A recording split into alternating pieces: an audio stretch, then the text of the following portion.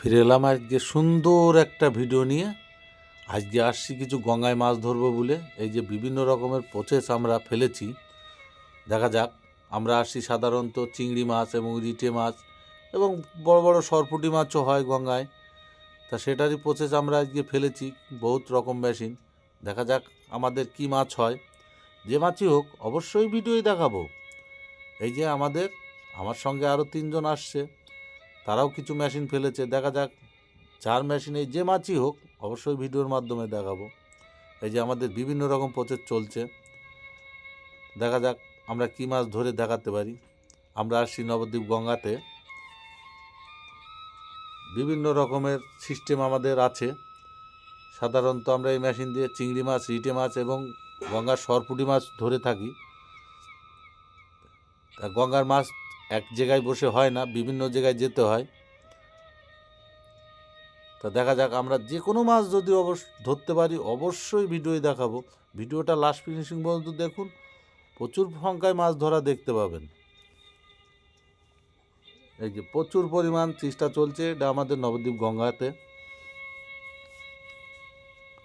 এই যে আমার সঙ্গে সন্টু আসছে, আবার একটা নতুন ছেলে আমি নিয়ে আসছি আজকে মাছ ধরা উপলক্ষে। দেখা যাক আমরা যে কোনো মাছ ধরতে পারলেই ভিডিওই দেখাবো। এবং চ্যানেলটায় যদি নতুন হয়ে থাকেন চ্যানেলটাকে অবশ্যই সাবস্ক্রাইবার করে নেন, যাতে পরবর্তী এর থেকে ভালো ভালো মাছ ধরা ভিডিওটা সবার আগে আপনার কাছে পৌঁছায়। আমরা খুবই চেষ্টা করছি একটা মাছ ধরে দেখাবো। এই যে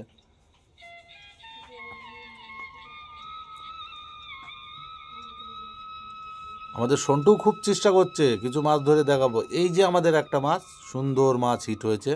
এটা যত সম্ভব, হ্যাঁ, সরপুঁটি মাছ, ভালো সাইজের, বিগ সাইজের সরপুঁটি। বললাম না, ভালো কিছু মাছ ধরা দেখাবো আজকে। এটা হলো আমাদের গঙ্গার ফেরিঘাট। এখান থেকে মায়াপুর চলে যাওয়া যায় এবং মায়াপুর থেকে নবদ্বীপও চলে যাওয়া যায়। আমরা যতটা পারি ততটাই চেষ্টা করছি কিছু মাছ ধরে দেখাবো আপনাদের।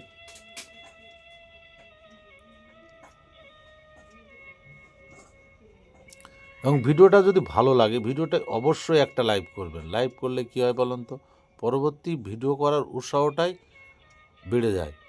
এই যে আমাদের নেটের মধ্যে কিছু মাছও আছে, আমরা ভিডিও লাস্টের সব মাছগুলো দেখাবো আপনাদের। এই যে আমাদের এইখানে কিছু মেশিন ফেলা আছে, ওদিকে কিছু মেশিন ফেলা আছে। দেখা যাক যে কোনো মেশিনে ধরতে